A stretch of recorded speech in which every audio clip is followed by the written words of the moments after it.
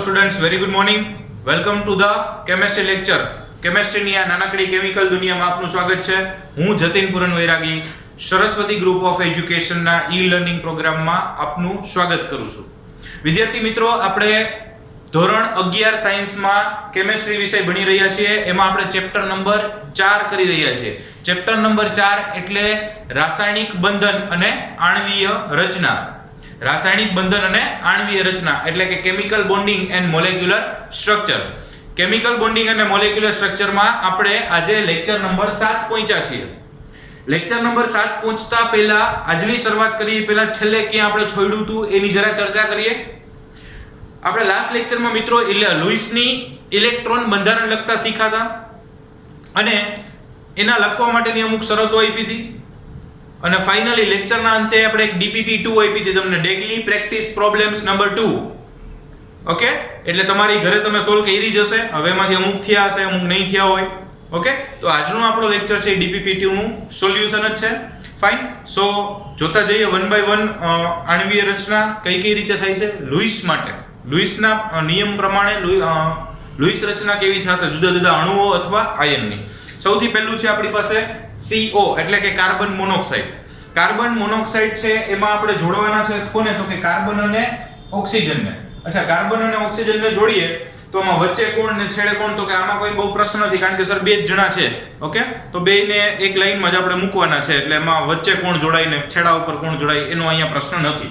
Okay, હવે carbon પાસે બાહ્ય કક્ષામાં કેટલા ઇલેક્ટ્રોન? તો કે 14 માં સમૂહનું તત્વ એટલે 4 ઇલેક્ટ્રોન. સપોઝ હું એમ કહું કે બે ભાગીદારીમાં પણ બે પોતા પાસે રાખ્યા. ઓક્સિજન પાસે બાહ્ય કક્ષામાં તો કે 6 ઇલેક્ટ્રોન, તો 1 2 3 4 પોતે રાખ્યા અને બે ભાગીદારીમાં આપ્યા. અચ્છા, ભાગીદારીમાં આપવા પછી તમે વિચારો તો કાર્બનનું અષ્ટક પૂર્ણ થાય છે. તો કે કાર્બન પાસે 2 2 4 2 6 થાય છે અને ઓક્સિજન પાસે તો કે 2 4 6 8. ઓક્સિજન પાસે અષ્ટક પૂર્ણ થઈ જાય છે, પરંતુ કાર્બન પાસે થતું નથી. અચ્છા, કાર્બન છે એમની પાસે 4 ઇલેક્ટ્રોન છે, 4 ની ભાગીદારી થવી જોઈએ. ભાગીદારી છે 3 ની જ. ઓકે, 3 ની જ ભાગીદારી થઈ. અચ્છા, હવે કાર્બન પાસે હજી કેટલા ઘટે છે? તો કે 2 4 ને 2 6. ઓકે, એમની પાસે હજી 6 ઘટે છે. તો સપોઝ હું કંઈક આવું વિચાર કરું કે અહીંયા આગળ હજી આ બે પાર્ટનરશિપમાં આપી છે, તોય કાંઈ એનો મેળ નહીં આવે. દાખલા તરીકે હું એમ કહું કે હજી કાર્બન એક આપ્યો, અહીંયા એક જ વધે અને અહીંયા આવ્યો, તો ટ્રિપલ બોન્ડ થઈ ગયો. તો ટ્રિપલ બોન્ડ થઈ ગયું તોય કાર્બન પાસે કેટલા થયા મિત્રો? તો કે તોય કાર્બન પાસે 7 જ થયા. 3 ને 3 6 ને 1 7. ઓક્સિજન પાસે 2 4 5 6 7 8 9 10. તો ઓક્સિજન પાસે 10 થઈ ગયા અને કાર્બન પાસે 7 જ થયા. મતલબ બેમાંથી એકેયનું અષ્ટક પૂર્ણ થતું નથી. રાઈટ? તો હવે અહીંયા સપોઝ આપણે એવું વિચારીએ કે આપણે 4 ની જરૂર હતી એટલે પહેલા 2 ની ભાગીદારી કરી નાખી.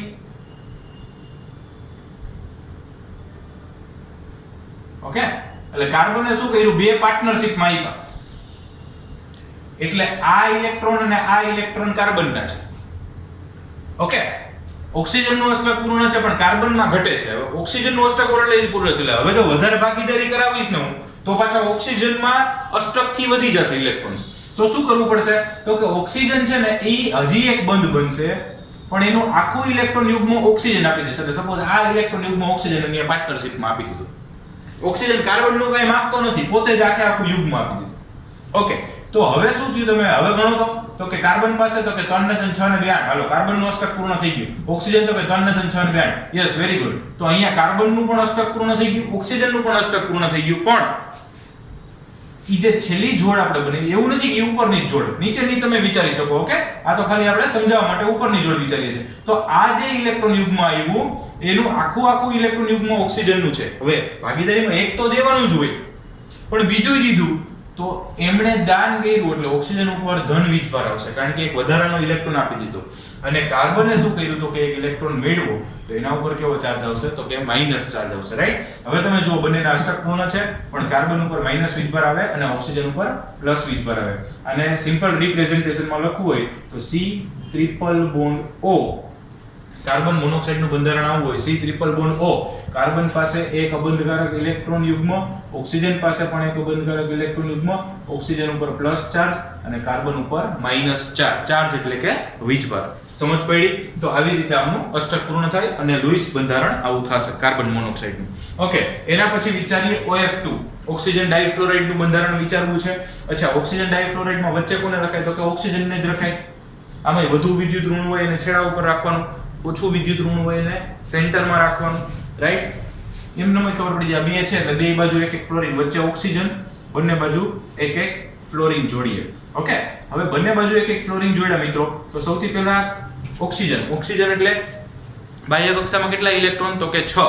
ઓકે, 16મા સમૂહનું તત્વ છે એટલે 1 2 3 4 6 છે. 2 ની ભાગીદારી કરવાની કારણ કે 2 જ ઘટે છે, તો 1 ની ભાગીદારી આમની જોડે કરાવો, 1 ની ભાગીદારી આમની જોડે. તો પહેલા તો આપણે જે નિયમ પ્રમાણે કરાવતા હતા એ જ કરવાનું, ન થાય તો આની જેમ પછી વિચારવાનું થાશે, રાઈટ? તો આમની ભાગીદારી આપણે કરાવી. હવે ફ્લોરિન એટલે 17મા સમૂહનું તત્વ, બાહ્ય કક્ષામાં 7 ઇલેક્ટ્રોન, એક જ ઘટે તો 1 ની ભાગીદારી કરવાની.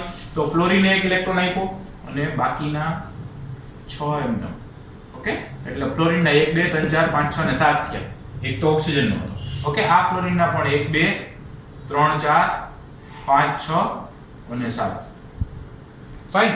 તો આ થઈ ગયું. હવે જો તો ફ્લોરિન, તો યસ, ફ્લોરિનનું અષ્ટક પૂર્ણ થઈ ગયું, ઓક્સિજનનું અષ્ટક પૂર્ણ થઈ ગયું અને ફ્લોરિનનું અષ્ટક પણ પૂર્ણ થઈ ગયું. તો એને કેમ લખી શકાય? તો કે એને લખી શકાય fluorine single bond O, single bond fluorine.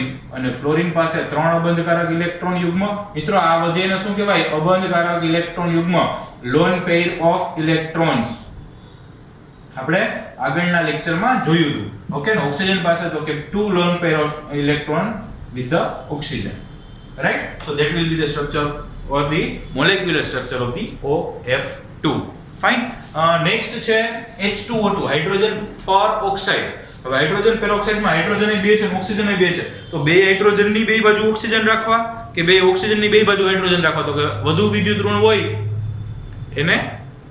Okay, હવે એમાંથી પાછું આપણને ખબર પડે કે હાઇડ્રોજન છે એ તો બિચારો એક જ બંધ બનાવી શકવાનો કારણ કે એક જ ઇલેક્ટ્રોન છે. ઓકે, તો પહેલા ઓક્સિજન ને જોડીએ. ઓકે, તો બે ઓક્સિજન લખું છું. ઓકે, ઓક્સિજન પાસે બાહ્ય કક્ષામાં કેટલા ઇલેક્ટ્રોન? તો કે 6 ઇલેક્ટ્રોન. આ 1 આ 2 આ 3 આ 4. આમની સાથે ભાગીદારીમાં 1 અને 1 આપશે હાઇડ્રોજન સાથે. 6 થઈ ગયા, 2 4 6. આ ઓક્સિજન માટે પણ વિચારીએ. 1 2 3 4 5 અને 6. એ કે સર હવામાં? તો કે હવામાં નથી, જે હાઇડ્રોજન આવે છે રસ્તામાં છે. ઓકે, તો હાઇડ્રોજન ને બોલાવ્યો. હાલો હાઇડ્રોજન ભાઈ જરાક આપનું યોગદાન આપો. એટલે હાઇડ્રોજન આવ્યું, જોડાશે. યા ટપકા લઈને શું આવે છે? નજર ન લાગે એના કાળા ટપકા છે? તો કે ના, લુઈસના કાળા ટપકા છે, ઇલેક્ટ્રોન દર્શાવે છે. ઓકે, આમને પણ હાઇડ્રોજન સાથે ભાગીદારી કરી છે. હવે બધાનું જોઈ લઈએ. હાઇડ્રોજન પાસે તો કે યસ સર 2 ઇલેક્ટ્રોન થઈ ગયા. ઓક્સિજન પાસે તો કે 2 4 6 8, એમનું અષ્ટક પૂર્ણ થઈ ગયું. આ ઓક્સિજનનું પણ અષ્ટક પૂર્ણ થઈ ગયું. હાઇડ્રોજનનું પણ 2 ઇલેક્ટ્રોન પૂરા થઈ ગયા કારણ કે પહેલી કક્ષાના છે એટલે એમાં 2 પૂરા કરવાના હોય. ઓકે, તો બધાનું કામકાજ પતી ગયું છે. તો એમને સિમ્પલ વેમાં લખવું હોય તો કે હાઇડ્રોજન કેટલા બોન્ડ? સિંગલ બોન્ડ, 2 ઇલેક્ટ્રોન એટલે 1 bond. Oxygen single bond, oxygen અને સિંગલ બોન્ડ હાઇડ્રોજન. ઓક્સિજન પાસે તો કે 2 લોન પેર ઓફ ઇલેક્ટ્રોન અને હાઇડ્રોજન પાસે પણ કેટલી લોન પેર ઓફ ઇલેક્ટ્રોન્સ છે? તો કે હાઇડ્રોજન પાસે પણ 2 લોન પેર ઓફ ઇલેક્ટ્રોન્સ નથી. હાઇડ્રોજન પાસે ક્યાં કઈ વધે છે? બિચારામાં 1 ઇલેક્ટ્રોન છે, એ તો આના ભાગીદારીમાં આપી દીધું છે. ઓકે, તો હાઇડ્રોજન પાસે અબંધકારક ઇલેક્ટ્રોન યુગ્મ વધશે નહીં, ખાલી ઓક્સિજન પાસે. So that is the structure of hydrogen peroxide. Next is the nitrogen trifluoride NF3. એમાં સિમ્પલી કોણ સેન્ટરમાં આવશે? તો કે નાઇટ્રોજન એક છે એટલે નાઇટ્રોજનને સેન્ટરમાં લેવો પડશે. ઓકે, તો નાઇટ્રોજન લખીએ. એમની સાથે તો કે 3 ફ્લોરિન. સપોઝ હું વિચારું 1 ફ્લોરિન અહીંયા, 1 ફ્લોરિન અહીંયા અને 1 ફ્લોરિન અહીંયા. જો આ નીચે લઈ કોઈ ફ્લોરિન ઉપર લખવું હોય તોય ચાલે, કોઈ વાંધો નથી. છોકરો નીચે દેખાય છે? કેમેરામાં આવે છે? Okay, fine. ઓકે, નાઇટ્રોજન છે હવે એ કયા સમૂહનું તત્વ? તો કે હાઇલીબેબોકાના 15મા સમૂહનું તત્વ. 15મા સમૂહનું તત્વ એટલે બાહ્ય કક્ષામાં કેટલા ઇલેક્ટ્રોન? તો કે 5 ઇલેક્ટ્રોન. 5 ઇલેક્ટ્રોન જરૂર કેટલાની? 3 ની. ઓકે, 3 મેળવે એટલે 8 થઈ જાય. તો એ કેટલાની પાર્ટનરશિપ કરે? તો કે 3 ની પાર્ટનરશિપ કરે. તો સપોઝ એક પાર્ટનરશિપ અહીંયા કરે, એક પાર્ટનરશિપ આની સાથે કરે, એક પાર્ટનરશિપ આની સાથે કરે. ઓકે, 3 થઈ ગયા. હોય કેટલા? 5. વૈધા કેટલા? તો કે 2. ઈ 2 પોતાની પાસે રાખે. અને નાઇટ્રોજન નું કામ થયું. હવે ફ્લોરિન. ફ્લોરિન એટલે 17મા સમૂહનું તત્વ. 17મો સમૂહ એટલે બાહ્ય કક્ષામાં કેટલા ઇલેક્ટ્રોન? 7. એક જ ઘટે, એક જ પાર્ટનરશિપ. તો એ એકની પાર્ટનરશિપ હશે. 7 હોય. જો લખું છું 7 આ ફ્લોરિનના. 1 2 3 4 5 6 7 એક ભાગીદારીમાં આપ્યું 6 પોતે રાખ્યા એમના એવી જ રીતે બધા જ ફ્લોરિનના થશે 6 પોતે રાખશે એક ભાગીદારીમાં આપશે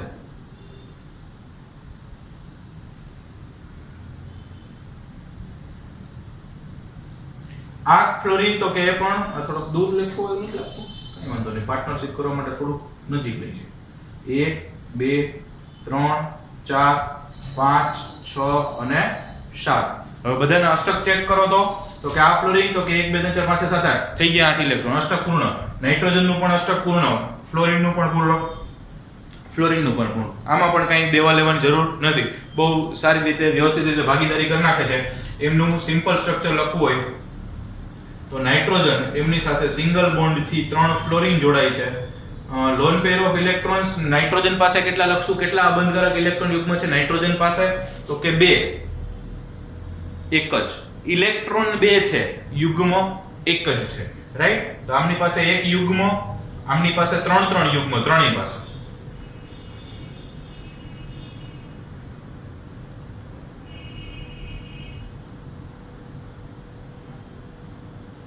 અચ્છા અબંધકારક ઇલેક્ટ્રોન યુગ્મ કોને કહેવાય મિત્રો તો કે જે બાહ્ય કક્ષામાં હોય પણ બંધ બનાવવામાં ભાગ ના લે એને આપણે શું કહીએ છીએ તો કે અબંધકારક ઇલેક્ટ્રોન યુગ્મ તો આ થઈ ગયું સરસ મજાનું નાઇટ્રોજન ટ્રાઇફ્લોરાઇડ NF3 નું બંધારણ રાઈટ નેક્સ્ટ આપણે જોવું છે H2S નું બંધારણ H2S એટલે હાઇડ્રોજન સલ્ફાઇડ H2S વાયુ ઓકે એમનું બંધારણ જોવું હોય તો આમાં કોને જોડવા પડશે તો કે સલ્ફર ને સેન્ટર એટમ લેવો તરીકે મતલબ મધ્યસ્થ પરમાણુ તરીકે કોને લેવો પડશે તો કે સલ્ફર ને લેવો પડશે તો કે યસ ઓકે ચલો સલ્ફર હવે એમની જોડે તો કે બે હાઇડ્રોજન તો બે બાજુ એક એક હાઇડ્રોજન મૂકી દો એટલે આપણને થોડુંક સહેલું પડે બરાબર ને સલ્ફર અને બે બાજુ એક એક હાઇડ્રોજન રાઈટ અચ્છા હાઇડ્રોજન સાથે તો એમની ભાગીદારી એક ની જ થાય હાઇડ્રોજન પોતે એક એક ઇલેક્ટ્રોન લઈને આવ્યા છે એટલે હાઇડ્રોજનના ઇલેક્ટ્રોન મેં દર્શાવી દીધું ઓકે સલ્ફર છે એ ક્યાંનું તત્વ તો કે OS ઓક્સિજન વાળું એટલે 16મો સમૂહનું તત્વ 16મો સમૂહ એટલે બાહ્ય કક્ષામાં 6 ઇલેક્ટ્રોન 2 ની ભાગીદારી કરે એટલે કે 2 મેળવવાની વૃત્તિ ધરાવશે ઓકે તો 6 છે 1 2 3 4 5 અને 6 પોતાના 6 પૂરા અને 2 ભાગીદારીમાં થઈ ગયા હવે જુઓ તો કે હાઇડ્રોજન પાસે તો કે યસ સર 2 પૂરા થઈ ગયા આ હાઇડ્રોજન પાસે તો કે યસ 2 પૂરા થઈ ગયા અને સલ્ફર પાસે તો કે 2 4 6 8 એનું અષ્ટક પૂર્ણ થઈ ગયું તો આ એકદમ મસ્ત સ્ટ્રક્ચર થઈ ગયું અને એને ટૂંકમાં લખો તો કેમ લખાય તો કે હાઇડ્રોજન સલ્ફર અને હાઇડ્રોજન રાઈટ સલ્ફર પાસે તો કે અબંધકારક ઇલેક્ટ્રોન યુગ્મ કેટલા તો કે 2 યુગ્મ અને અબંધકારક ઇલેક્ટ્રોન કેટલા તો કે 4 રાઈટ હાઇડ્રોજન પાસે અબંધકારક ઇલેક્ટ્રોન યુગ્મ વધતા નથી છોકરાઓ છેલ્લે સુધી દેખાય છે વ્યવસ્થિત ઓકે ફાઇન ક્યાં સુધી દેખાય છે ઓકે વેરી ગુડ નેક્સ્ટ મિત્રો PH3 એટલે ફોસ્ફીન કહેવાય બરાબર એકદમ ઝેરી અને વાસવાળો વાયુ છે PH3 એટલે ફોસ્ફીન ઓકે એમાં કોને જોડશું આપણે તો કે ફોસ્ફરસને જોડશું ઓકે ફોસ્ફરસને જોડશું એટલે ફોસ્ફરસ અને એમની સાથે આપણે જોડીએ 3 હાઇડ્રોજન તો સેન્ટરમાં હું ફોસ્ફરસ રાખું અને એમની સાથે 3 હાઇડ્રોજનની ચર્ચા કરું હાઇડ્રોજનની એક વાત બહુ ગમે શું તો કે એની પાસે એક જ ઇલેક્ટ્રોન હોય નો કાંઈ લીધા જેવું નહીં કાંઈ જાજુ દીધા જેવું એક ઇલેક્ટ્રોનની ભાગીદારી કરે બરાબર એકદમ તમારી જેમ સીધો માણા ઓકે હવે ફોસ્ફરસની ચર્ચા કરીએ ફોસ્ફરસ ક્યાંથી આવે ભાઈ કયા સમૂહનું તત્વ તો કે nitrogen phosphorus arsenic antimony bismuth મતલબ કયો સમૂહ થયો નાઇટ્રોજન વાળો તો કે 15મો સમૂહ થયો નાઇટ્રોજન વાળો કયો સમૂહ થયો 15મો એટલે બાહ્ય કક્ષામાં કેટલા ઇલેક્ટ્રોન હોય તો કે 5 કેટલા ઘટે 3 યસ 5 1 2 3 4 5 હતા એમાંથી એને શું કર્યું તો કે એને 3 ભાગીદારીમાં આપ્યા અને 2 પોતાની પાસે રાખ્યા હવે તો કે દરેક હાઇડ્રોજનમાં તો કે 2 ઇલેક્ટ્રોન પૂરા થઈ જાય છે અને ફોસ્ફરસનું તો કે એનું અષ્ટક પૂર્ણ થઈ જાય છે અષ્ટક એટલે 8 ઇલેક્ટ્રોન રાઈટ તો PH3 ની રચના પણ બહુ સરળ છે મિત્રો ફોસ્ફરસ અને એમની સાથે 3 હાઇડ્રોજન સર ઈ કેમ ખબર પડે સિંગલ બોન્ડ કે ડબલ બોન્ડ તો કે જો એક યુગ્મની ભાગીદારી હોય તો સિંગલ બોન્ડ 2 યુગ્મની ભાગીદારી હોય તો ડબલ બોન્ડ ઈ જોવા માટે આપણો આગલો લેક્ચર તમારે જોવો પડશે એમાં આપણે ડબલ બોન્ડ ટ્રિપલ બોન્ડની રચનાઓ પણ સમજાવી છે રાઈટ ફોસ્ફરસ પાસે અબંધકારક ઇલેક્ટ્રોન યુગ્મ કેટલા વધશે 2 4 6 8 કેટલા અબંધકારક ઇલેક્ટ્રોન યુગ્મ છે yes only one lone pair of electrons એક જ યુગ્મ ઇલેક્ટ્રોનની સંખ્યા 2 યુગ્મ જોડી 1 SiCl4 સિલિકોન ટેટ્રાક્લોરાઇડ સિલિકોન ટેટ્રાક્લોરાઇડમાં કોની હારે તો કે સિમ્પલ છે સર, સિલિકોન સાથે ક્લોરીન જોડવાના હોય. ઓકે, 4 ક્લોરીન ને ચારેય બાજુ એક એક દિશામાં જોડી દઉં તો chlorine chlorine chlorine chlorine. Okay, હવે સિલિકોન છે ઈ ક્યાંનું તત્વ છે તો કે carbon, silicon, germanium, tin, lead 14મો સમૂહ. બાહ્ય કક્ષામાં 4 ઇલેક્ટ્રોન 4 હારે જોડવાના છે, બધાય હારે એક એક પાર્ટનરશિપ ને આપી દીધું. 100% રોકાણ કરી નાખ્યું, બધે પાર્ટનરશિપ. 4 ઇલેક્ટ્રોન હતા, 1 2 3 અને 4. હાલો, સિલિકોન નો હિસાબ પૂરો. હવે ક્લોરીન એટલે તો કે ક્લોરીન એટલે 17મા સમૂહનું તત્વ. 17મા સમૂહનું તત્વ એટલે કે બાહ્ય કક્ષામાં 7 ઇલેક્ટ્રોન એક જ ઘટે. ઓકે, તો 7 એટલે 1 2 3 4 5 6 અને 7. એકની ભાગીદારી થઈ ગઈ, 6 પોતે રહી ગયા. Very good. આ ક્લોરીને તો કે 1 2 3 4 5 6 અને 7. રાઈટ. આ ક્લોરીને તો કે 1 2 3 4 5 6 7. અને આ ક્લોરીને પણ 1 2 3 4 5 6 અને 7. ઓકે, તો બધા ક્લોરીને એક એક ઇલેક્ટ્રોનની ભાગીદારી કરી એટલે એના 8 થઈ ગયા. જો દરેક ક્લોરીનના 8 ઇલેક્ટ્રોન થઈ જાય છે તો કે 66 અષ્ટક પૂર્ણ થઈ જાય છે. અને સિલિકોને 4 ની પાર્ટનરશિપ, 4 પોતાના 4 બોક્સના, તો એમના પણ તો કે એમના પણ 8 ઇલેક્ટ્રોન થાય છે. તો આ થઈ ગયું Louis structure of the silicon tetrachloride. આપણે એને સિમ્પલી લખવું હોય તો મિત્રો આમ લખી શકીએ, એક સિલિકોન અને એમની જોડે 4 ક્લોરીન. અચ્છા, પણ ક્લોરીન પાસે તો કે એમાં ક્લોરીન પાસે આપણે ઇલેક્ટ્રોન્સ લખવા પડશે. કેટલા કેટલા અબંધકારક ઇલેક્ટ્રોન યુગ્મ છે તો કે એમની પાસે 3 અબંધકારક ઇલેક્ટ્રોન યુગ્મ છે. દરેક ક્લોરીન પાસે 3 અબંધકારક ઇલેક્ટ્રોન યુગ્મ છે. જો પ્રશ્ન થાય સર આ ઇલેક્ટ્રોન યુગ્મ દર્શાવવાનો ફાયદો શું, તો કે ભાઈ ઇલેક્ટ્રોન યુગ્મમાં જો ખબર પડતી હોય ને તો કયું તત્વ વધારાના ઇલેક્ટ્રોન દાન કરી શકશે, કયું તત્વ ઇલેક્ટ્રોન મેળવી શકશે, જેવું આમાં થયું હતું. ઓકે, એને આધારે ખબર પડે. રાઈટ. તો બધામાં વધારાના ઇલેક્ટ્રોન યુગ્મ દર્શાવી દીધી એટલે આ થઈ ગયું એમનું લૂઇસ બંધારણ. સમજાય છે ને? યસ. ચલો SO3 લખાવો. SO3 એટલે સલ્ફરની સાથે 3 ઓક્સિજન. ઓકે, સલ્ફરની સાથે 3 ઓક્સિજન છે. આને થોડી વાર મિટાવી દઈએ. ઓકે, જરૂર પડશે તો આગળ લખશું.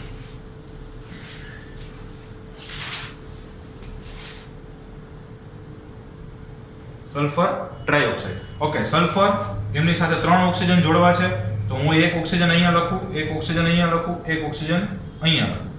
અથવા સિમ્પલ વેમાં લખીએ તો બે ને આજુબાજુમાં લખીએ અને એક ને આપણે નીચે લખીએ.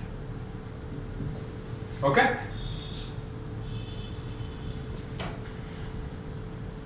હવે આમાં 3 ઓક્સિજન જોડવાના છે. બેય 16મા સમૂહના તત્વો છે. ઓક્સિજન, સલ્ફર, સેલેનિયમ, ટેલોનિયમ, પોલોનિયમ બેય 16મા સમૂહના છે. એટલે બધાય પાસે બાહ્ય કક્ષામાં કેટલા તો કે 6 ઇલેક્ટ્રોન હશે. ઓકે, હવે 6 ઇલેક્ટ્રોન હશે. એક મિનિટ, મને પહેલા SO3 અણુ જોઈ લેવો જોઈએ એક્ઝેક્ટલી.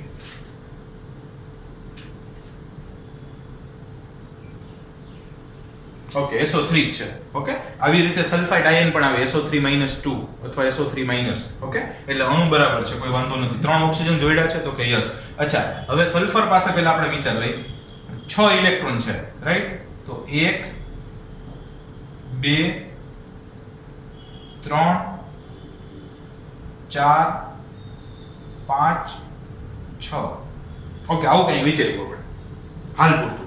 સલ્ફરે શું કર્યું તો કે આ એક ઓક્સિજન સાથે છે ને 2 ઇલેક્ટ્રોનની ભાગીદારી કરી અને બાકીના 2 ઓક્સિજન સાથે એક એક ઇલેક્ટ્રોનની ભાગીદારી અત્યારે વિચારી છે. પછી અષ્ટક પૂરું નહીં થાય તો પાછું કંઈક સેટિંગ કરશું. રાઈટ. હવે આ ઓક્સિજન નો વિચાર કરીએ. એમની પાસે પણ 6 ઇલેક્ટ્રોન જોવાના. તો એમની પાસે 6 ઇલેક્ટ્રોન 1 2 3 4 અને 2 ભાગીદારીમાં આપવા પડશે એટલે એમણે 6 આપી દીધા. હવે આ ઓક્સિજન નો વિચાર કરીએ. એમની પાસે કેટલા છે તો કે એમની પાસે 6 જ હોય. 1 2 3 4 5 6. હવે એને શું કરવું પડશે તો કે એને એક ભાગીદારીમાં આપવો પડશે એટલે એક ભાગીદારીમાં આપ્યું. પછી વિચારીએ છે આ ઓક્સિજન તો કે એમની પાસે પણ 6 1 2 3 4 5 અને એક ભાગીદારીમાં આપ્યું. તો કે હવે વિચારીએ આ ઓક્સિજન નું અષ્ટક પૂર્ણ થઈ ગયું તો કે 2 4 6 8. અચ્છા, એમનું અષ્ટક પૂર્ણ. આ સલ્ફર નું તો કે 2 4 6 8 10. એનું તો અષ્ટક ની બદલે દશક થઈ ગયું. નહીં આવે. આ ઓક્સિજન તો કે 2 4 6 7. એનું અષ્ટક પૂર્ણ ન થતું, એકમાં વધી જાય એકમાં ઘટી જાય, મતલબ આપણે જે વિચાર્યું છે એ બંધારણમાં કંઈક ખોટું છે. ઓકે, આમાં વધી જાય છે ને સલ્ફર પાસે. ઓકે, એટલે સલ્ફરે શું કરવું પડે તો કે પાર્ટનરશિપ કરતા હોય ને ત્યાં ઇલેક્ટ્રોન લેવાનું ઓછું કરવું પડશે. એટલે આ ઓક્સિજનને કીધું કે એક તારો ઇલેક્ટ્રોન નથી જોતો ભાઈ, તું તારો ઇલેક્ટ્રોન રાખ. ભાગીદારીમાં હું ઇલેક્ટ્રોન આપું, હું એટલે હું નહીં, સલ્ફર. અહીંયા વધારાના બે હતા ને એમાંથી એક કાઢી નાખ્યો અને ત્યાં ભાગીદારીમાં. એટલે એકચ્યુઅલી આ ભાગીદારીમાં બે ઇલેક્ટ્રોન કોના થયા? સલ્ફરના થયા.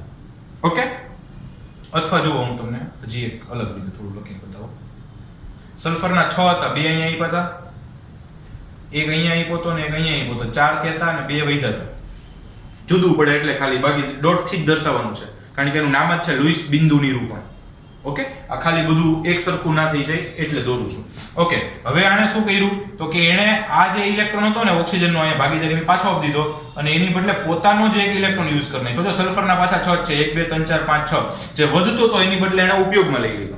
ઓકે, હવે વિચારો તો સલ્ફર પાસે અષ્ટક પૂર્ણ થાય છે તો કે 2 4 5 6 7 8 અષ્ટક પૂર્ણ થાય, પણ આ ઓક્સિજનનું નહીં થાય, 2 4 ને 2 6 થાય છે. ઓકે, તો એ ઓક્સિજનને કીધું ભાઈ કે તારો ઇલેક્ટ્રોન તું લઈ જા રાખ. ન્યાય ભાગીદારીમાં એને પોતે પોતાના ઇલેક્ટ્રોન આપી દીધું. તો હવે જુઓ તો આ ઓક્સિજન પાસે તો કે 2 4 6 ને 8 એ ઓક્સિજનનું અષ્ટક પૂર્ણ. આ સલ્ફર માટે તો કે 2 4 6 8 એનું અષ્ટક પૂર્ણ. 2 4 6 8 અષ્ટક પૂર્ણ. 2 4 6 8 અષ્ટક પૂર્ણ. હવે રેડી થયું. પણ આ ઓક્સિજન સાથે અને આ ઓક્સિજન સાથે જોડાવામાં એને પોતાનું ઇલેક્ટ્રોન યુગ્મ આપ્યું, બીજા કોઈના ઇલેક્ટ્રોન યુગ્મ લીધા નહીં. રાઈટ? તો આને કેવી રીતે લખી શકીએ મિત્રો આપણે? તો કે આને લખી શકીએ સલ્ફર એક ડબલ બોન્ડ થી ઓક્સિજન, એક સિંગલ બોન્ડ થી ઓક્સિજન અને એક સિંગલ બોન્ડ થી ઓક્સિજન. અચ્છા, આમાં લોન પેર ઓફ ઇલેક્ટ્રોન્સ લખવા હોય તો આ ઓક્સિજન પાસે કેટલા તો કે 2, આ ઓક્સિજન પાસે તો કે 3, આ ઓક્સિજન પાસે તો કે 3.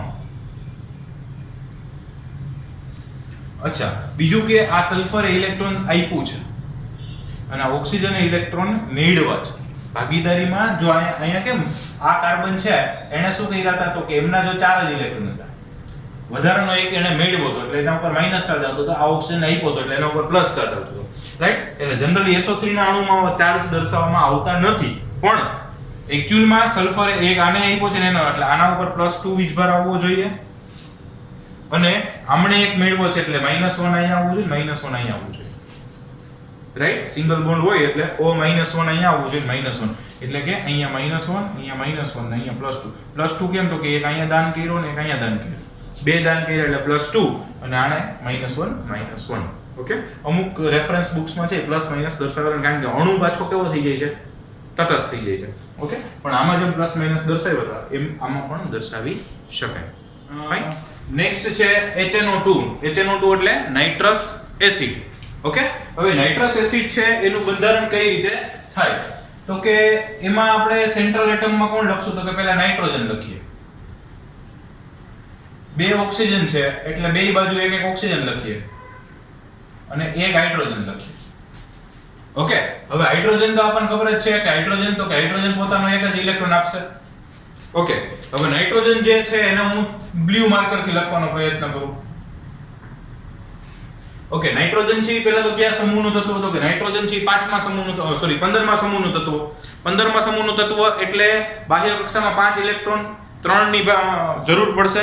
ઓકે, એટલે 3 બંધ બનાવશે. 3 બંધ બનાવવાનો હોય તો સિમ્પલ આ ઓક્સિજનને 2 અપાય, આમને 1 અપાય અને એક 3 બાહ્ય કક્ષામાં 5 ઇલેક્ટ્રોન ને એટલે 2 એમનામ રહેશે. રાઈટ? એમની બાહ્ય કક્ષામાં 5 થઈ ગયા. આ ઓક્સિજન સાથે જોડાવા માટે તો કે આ ઓક્સિજન સાથે જોડાવા માટે 2 આપશે, આ ઓક્સિજન માટે 1 આપશે.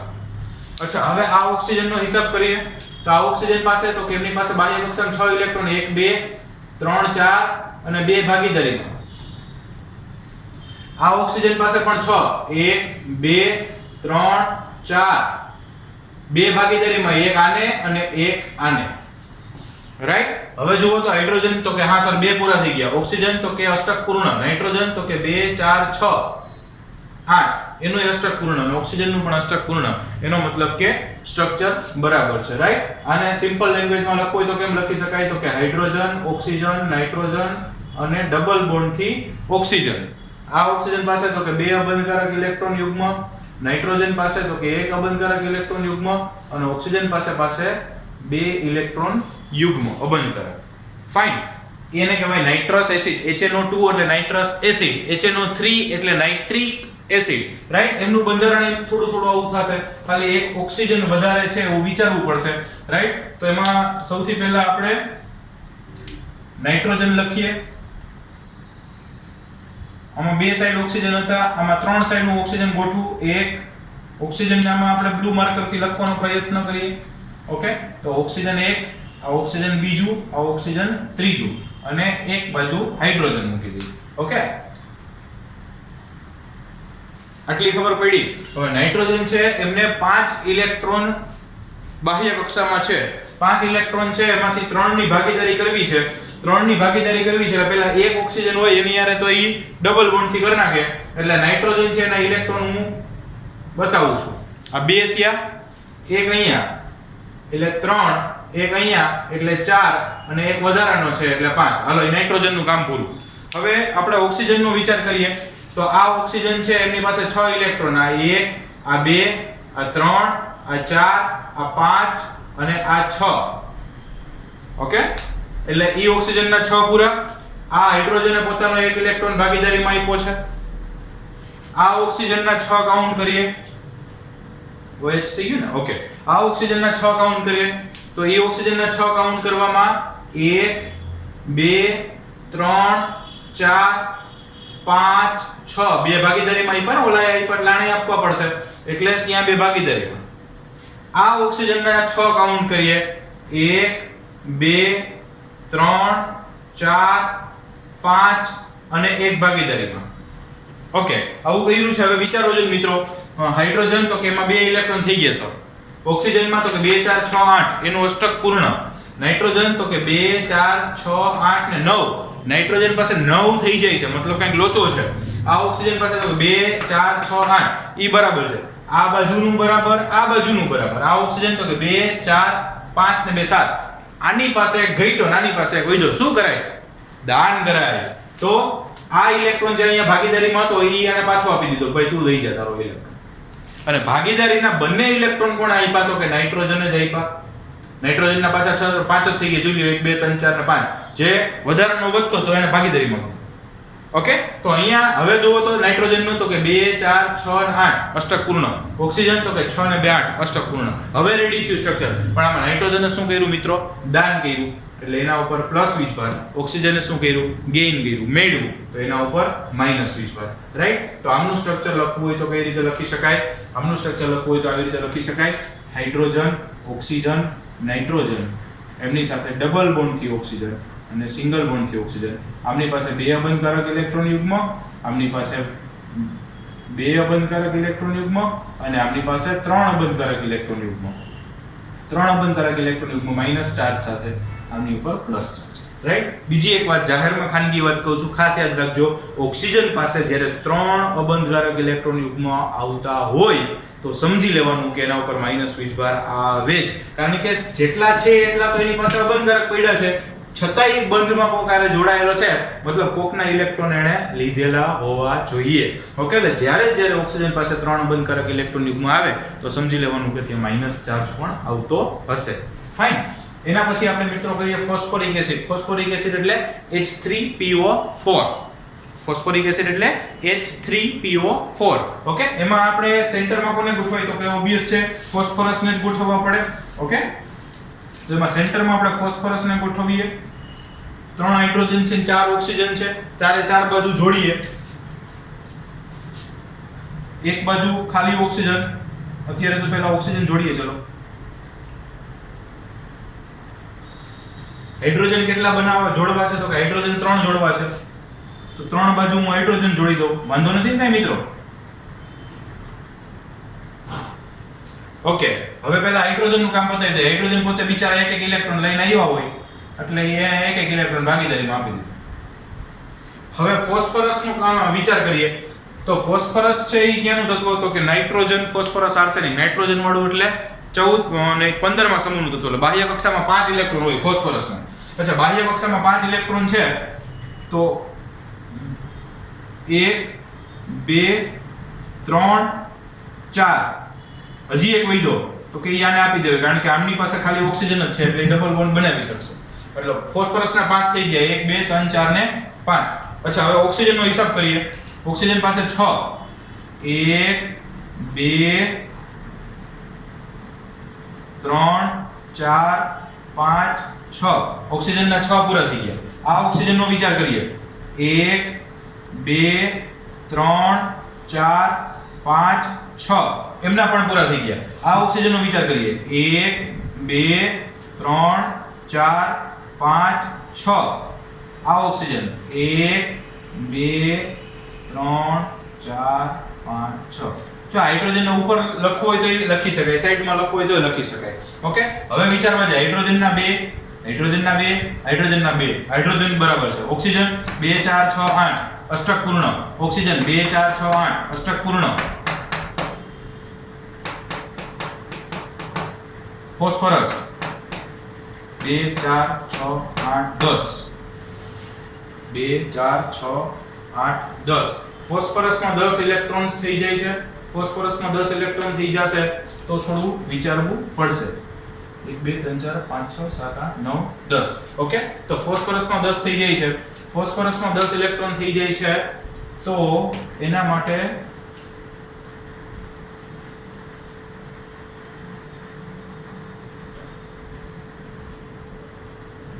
હવે વિચારીએ તો એક જ ઇલેક્ટ્રોન યુગ્મ એક સિંગલ બોન્ડ થી જોડાઈ દો તો કે 1 2 3 4 5 6 7 8 હવે બરાબર થઈ છે. જો ફોસ્ફરસના 2 4 6 8 થઈ ગયા. આ ઓક્સિજનના તો કે 2 4 6 8 થઈ ગયા. ઓકે તો એનો મતલબ શું થયું તો કે ફોસ્ફરસે દાન કર્યું એટલે એના ઉપર માઈનસ વીજભાર પ્લસ વીજભાર આવવો જોઈએ અને ઓક્સિજનને મેળવવા એટલે એના ઉપર ઈ માઈનસ વીજભાર આવતો હોવો જોઈએ. રાઈટ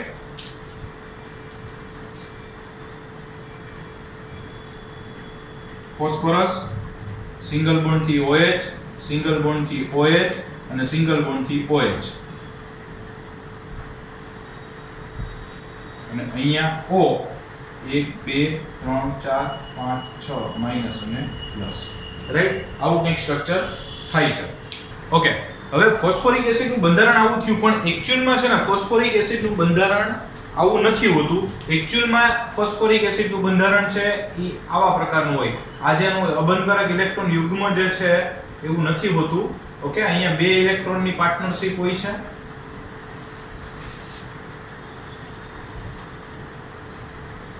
ઓકે આવી રીતનું બંધારણ હોય છે. હવે પ્રશ્ન થાય કે સર તો એ આપણે જે ગોઠવીએ છીએ એ પ્રમાણે ગોઠવાતું નથી. You are right. શું કામ નથી ગોઠવાતું તો કે એમાં તમે જોવા જાવ તો ફોસ્ફરસના 2 4 6 8 ને 10 ઇલેક્ટ્રોન થઈ જાય છે પરંતુ તમે ક્યાંય પણ ફોસ્ફોરિક એસિડનું બંધારણ જોશો તો એ હંમેશા આવું જ લખેલું આવશે. ઓકે એટલે લુઈસ રચના છે એ સંપૂર્ણ નથી. આપણે એક ઓલું આગળ ભણ્યા હતા એમાં કીધું હતું લુઈસ રચના વડે એના સંપૂર્ણ બંધારણ સમજાવી શકાતા નથી. તો અહીંયા આગળ આપણને એનો ખ્યાલ આવે કે અહીંયા ફોસ્ફરસ છે ને એમાં અષ્ટક પૂર્ણ નથી થતું અને એના કારણે પ્રોપર વેથી એની રચના સમજાવી શકાતી નથી. પણ આપણને ફોસ્ફોરિક એસિડનું લુઈસ બંધારણ પૂછે તો આવી જ રીતે લખવાનું છે.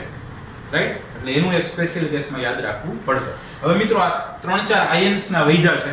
ઓકે ઈ આપણે હમણાં આ વિડિયો પૂરો થાય એટલે સાથે લાઈવ લેક્ચરમાં જોઈ લેશું. રાઈટ આજે અહીંયા સુધી રાખીએ. આના પછી લાઈવ લેક્ચરમાં આપણે 4 આયન્સ જે છે એમની લુઈસ બિંદુ નિરૂપણ જોશું. Right thank you.